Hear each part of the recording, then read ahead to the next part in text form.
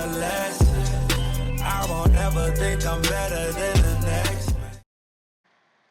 Most black people in America come from West Africa, and in that part of the world, hair can range from kinky, loosely curled, and to flowing. So here are a few pictures just to give you guys an idea of the different hair textures, and these people all come from west part of Africa.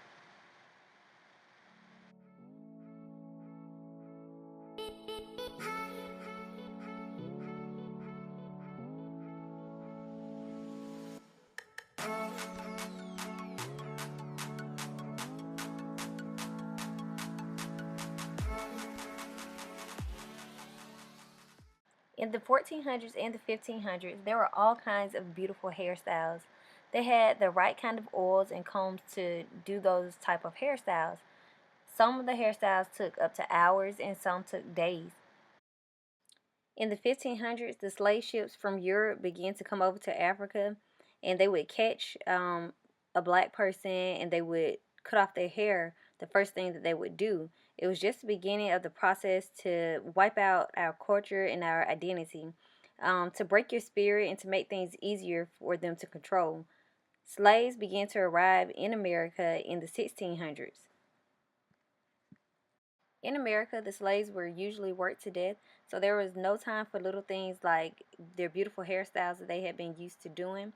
Most of the women, they covered their hair with rags, not only to hide the fact that they hadn't had their hair done or the time to do it, but sometimes they were even hiding things like ringworms, which left places in their head where no hair would grow. Women that worked inside the house, aka house slaves, they were more able to do their hair, and for them, braiding and plaiting was a more common thing. In the 1800s, slave ships stopped coming to Africa. That meant slaves in America no longer worked so hard. Their lives were worth more, $1,500 and up. So they started getting Sundays off. They gave the women a little more time to do their hair, which they still covered up with a rag during the week. But on Sundays, they uncovered their hair. Things did not go back to the way they were in Africa for two reasons: the lack of hair care products and the idea of good hair. Pickaninny, Barbie doll, high yellow heifer, tar baby, wanna be white. Talk about good hair, whether you're talking your fair. There ain't no longer then, so don't you worry about that, 'cause you don't mind being black. Because of the lack of hair products, black women were left to improvise, and we all know that we do that best. No one in America sold the palm oil or the right kind of combs that the black women were accustomed to, so they had to make do with things like butter and bacon grease and carding combs of sheep.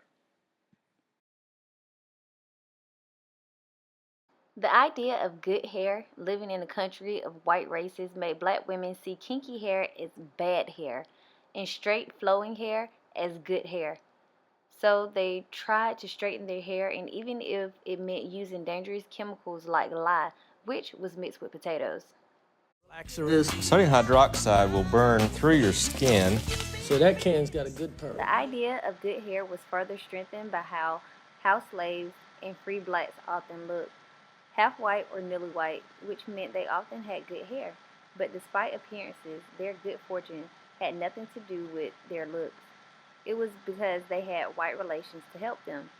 After the Civil War, when the slaves were freed, the idea of good hair, if anything, grew stronger. The blacks who had been freed before the war wanted to hang on to their position at the top of black society.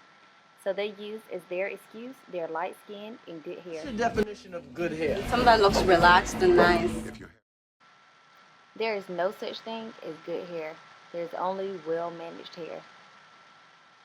If your hair is relaxed, white people are relaxed. Your hair is nappy, they're not happy. Oh, God. You a boss, baby, clear your schedule. Dollar, you a boss.